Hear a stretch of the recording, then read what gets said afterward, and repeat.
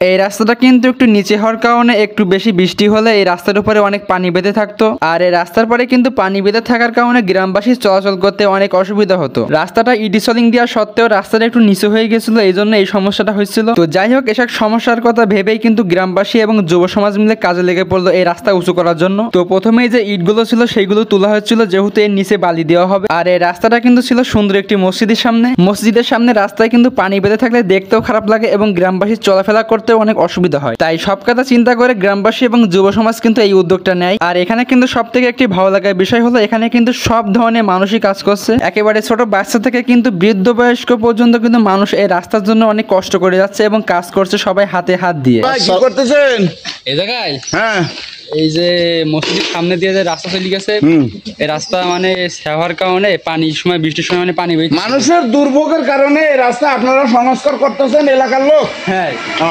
এখন গ্রামবাসীরা এবং যুব সমাজরা মিলে উপরে সলিংটা তুলে নিচে বালি দিয়ে উঁচু করে তারপরে আবার সলিং দিয়ে দেবে।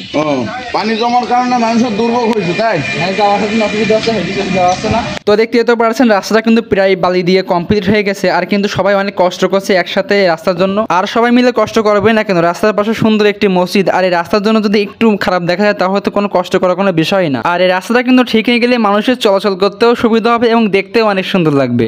বকশিস পাইছি, বকশিস। তো অনেকক্ষণ কাজ করার পরে কিন্তু অনেকের কষ্ট হয়ে যায়, এজন্য নাস্তার ব্যবস্থা হলো। আর নাস্তা করলে কিন্তু শরীরের দুর্বলটাও কেটে যাবে এবং অনেকক্ষণ আবার কাজ করা যাবে সবাই মিলে একসাথে। তাই সবাইকে হালকা নাস্তা করানো হলো। তো যাই হোক, খাওয়া দাওয়া শেষ করে কিন্তু আমরা আবারও কাজে লেগে পড়লাম। তো বালি দেওয়া প্রায় শেষের পাতে, আর বেশি নাই, অল্প কিছু বাকি আছে। অল্প কিছুক্ষণ কাজ করলে সম্পূর্ণটা ক্লিয়ার হয়ে যাবে। তো অবশেষে কিন্তু প্রায় আমাদের সম্পূর্ণটা কমপ্লিট হয়ে গেছে বালি দেওয়া। এবার শুধু উপর দিয়ে সলিং পাতানো বাকি। আর রাস্তার উপরে সলিংটা পাতানো হয়ে গেলে কিন্তু দেখতেও অনেক সুন্দর লাগবে। তো যাই হোক, আজকের ভিডিওটা এই পর্যন্ত। সবাই সুস্থ থাকবেন, ভালো থাকবেন, আল্লাহ হাফেজ।